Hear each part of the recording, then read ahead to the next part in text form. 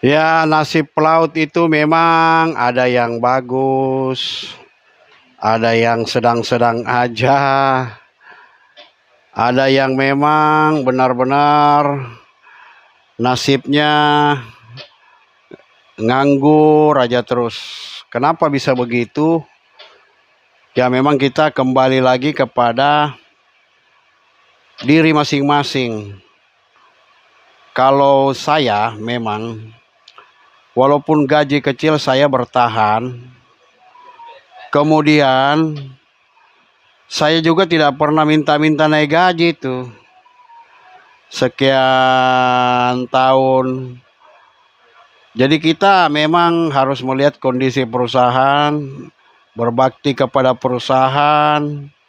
Kemudian setelah perusahaan maju, tentunya dia akan memperlihatkan juga kebaikan-kebaikannya kepada kru, tunjangan-tunjangannya. Dan pasti dia memperhatikan kru yang lama. Itu yang saya alami, dan sedikit demi sedikit gaji ditambahkan. Itu namanya integritas. Ya, jadi bekerja di perusahaan itu kita harus punya integritas ya. Makanya banyak pelaut-pelaut sekarang, kawan-kawan sekarang banyak yang menganggur karena mereka tidak bekerja lama dalam satu perusahaan. Akhirnya tanpa terasa umur produktif itu habis. Nah, kalau sudah di atas 50 atau 48 sudah mulai terasa itu perusahaan mereject kita itu. Sudah mulai ya, mereka cari di bawah 45, mereka cari di bawah umur 50.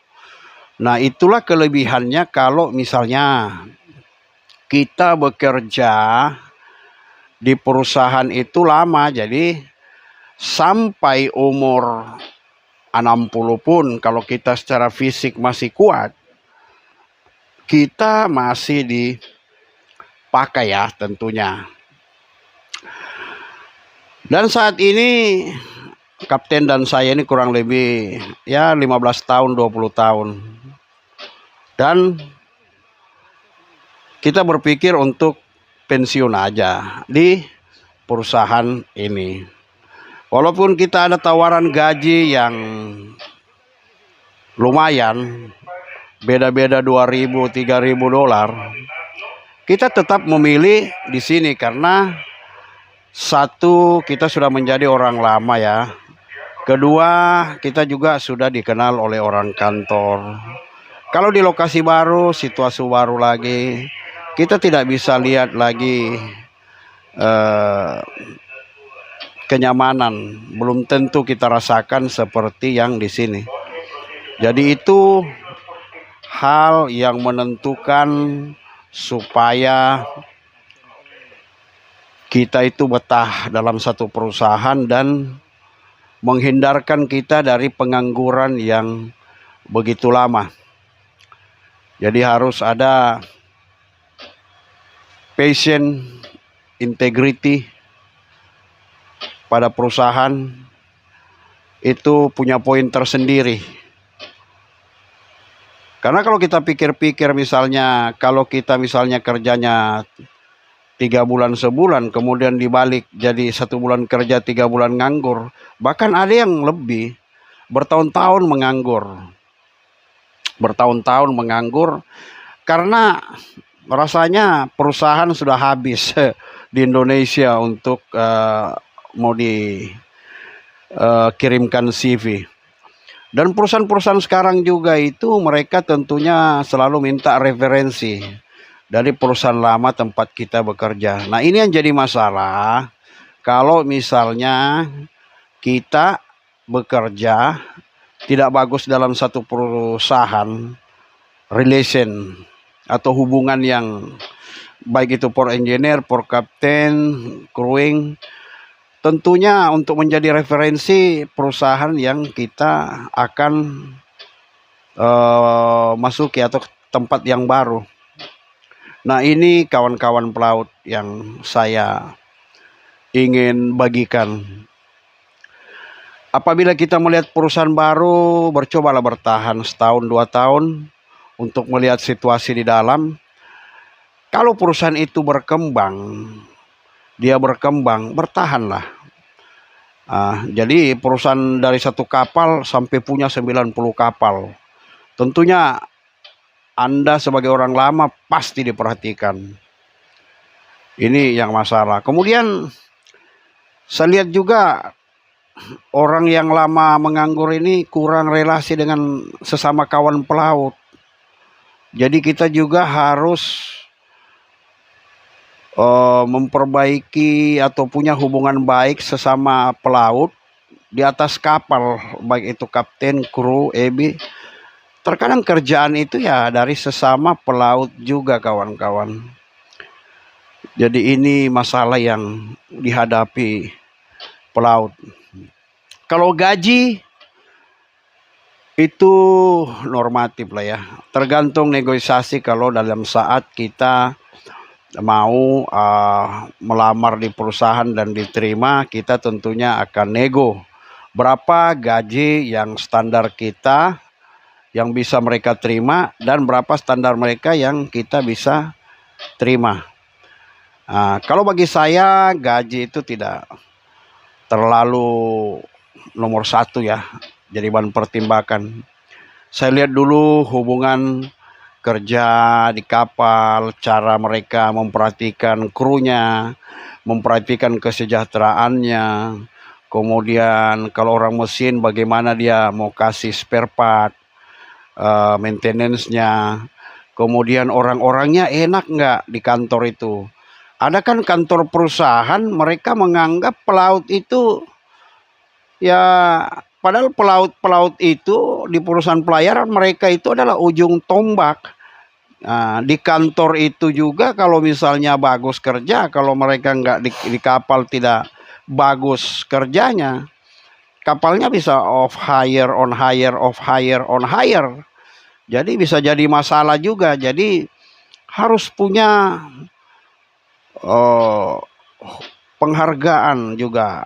Bagaimana perusahaan itu menghargai pelaut-pelautnya. Bukan mentang-mentang mereka di kantor apa begitu. Mereka kadang yang lebih parah lagi kalau orang kantor bukan orang laut.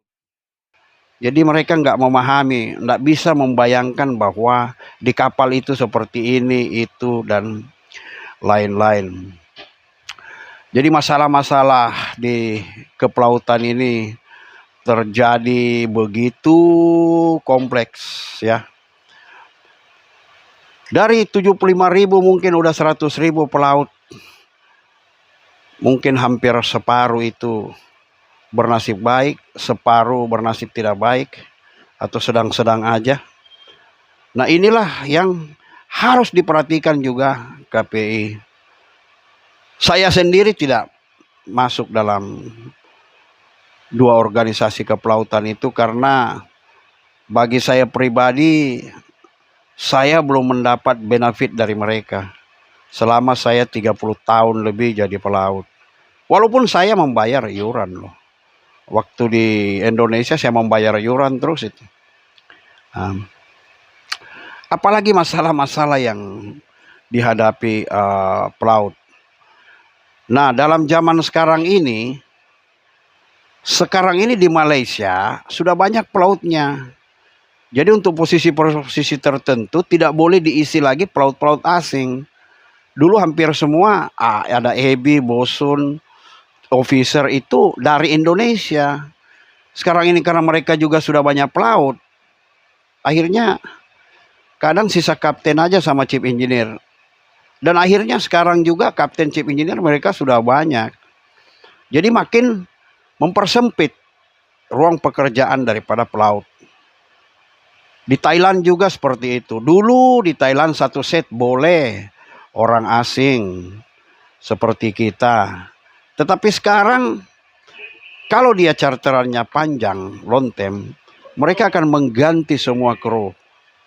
Nah, saat ini di Afrika Ivory Coast, di Ghana, di Kamerun, saat ini masih top 4. Top 4. Top 4 ini kapten, mulai 1 2, chief engineer, second engineer, third engineer masih mempergunakan orang asing. Nah, setelah 5 tahun saya di sini, itu second engineer dan third engineer itu harus lokal. Ya kasihan orang kita dipulangin juga. Nah, kemarin juga dipulangin itu. Orang kita dipulangin second officer sama chief officer. Harus menggunakan orang lokal. Jadi asalah skill kita, karena persaingan ini makin ketat, persaingan ini makin sempit lah jadinya ruang gerak kita. Karena sekarang setiap negara mereka ingin pelautnya juga diakomodasi, tidak seperti dulu masih pelaut-pelaut Indonesia semua yang merajai dan pelaut-pelaut Filipina. Sekarang tidak bisa lagi. Jadi apabila kita sudah mendapat perusahaan yang kita kira-kira bagus, masa depannya, bertahanlah. Bertahan, coba bertahan. Siapa tahu perusahaan itu akan maju dan kita juga bisa menjadi orang yang penting di perusahaan itu. Kalau misalnya kita tidak begitu, nah itu peluang kita makin kecil karena kita dikejar oleh umur. Kalau kita naik cuti ganti perusahaan, join lagi ganti perusahaan lagi, itu yang berat buat kita. Karena umur makin bertambah dan tentu kesempatan itu makin banyak. Bukan makin banyak kesempatan, tertutup kemungkinan dengan sistem yang sekarang ini bahwa kapal yang beroperasi di negara tersebut dia akan memperkerjakan pelautnya juga, kecuali nanti tersisa kapten sama chief engineer. Tapi saat ini mereka juga sudah punya kapten dan chief engineer. Itulah masalah yang menggeluti pelaut kita, di luar dari besarnya fee dari broker-broker buat pelaut-pelaut yang akan join atau mendapatkan pekerjaan yang baru melalui broker. Ada yang 1 bulan gaji, ada yang cas di depan, habis itu selesai, mau join lagi cas lagi. Ada yang dipotong tiap bulan 100 US. Jadi untuk masalah-masalah pelaut ini betul-betul kita juga minta dukungan pemerintah agar supaya gaji-gaji pelaut kita yang di dalam negeri sana bisa ditambah ya.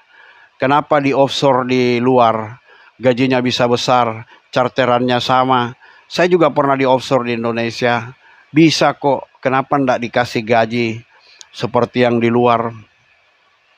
Karena memang pelaut-pelaut kita ini tidak mempunyai standar baku. Ya, disamain kita dengan UMKR. Saya pernah di perusahaan, dia bilang, oh gaji kau sudah besar dari UMKR. Memang besar, tapi kita beda dengan mereka. Kita ini di laut, kalau misalnya 3 bulan juga nggak pernah ketemu keluarga. Masa mau disamain sama UMKR?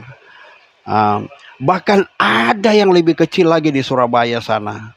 Perusahaan-perusahaan di Surabaya memberikan gaji yang standarnya seperti kerja di darat aja, yang bisa ketemu keluarga setiap saat. Semoga kedepannya pelaut Indonesia mendapatkan gaji yang bagus, jelas perjanjiannya, juga makin banyak kesempatan. Kita ini yang sudah menjelang pensiun, ya sudah tidak akan, kalau bisa tidak pindah perusahaan lagi. Ya itulah ya masalah-masalah yang dihadapi pelaut zaman sekarang ini, mengenai pengangguran, susahnya mendapat perusahaan, susahnya mendapat kerja, gaji, dan itu KPI baik yang dua kubu ini, KPI, coba silahkanlah untuk melihat pelaut-pelaut Indonesia agar supaya mereka juga bersemangat untuk menjadi anggota KPI, ya. Itu yang saya mau bagikan sedikit masalah-masalah pelaut yang dihadapi saat ini mengenai gaji, pengangguran, dan susahnya, ya. Oke, terima kasih kawan-kawan, semoga berguna. Salam satu jangkar. Terima kasih.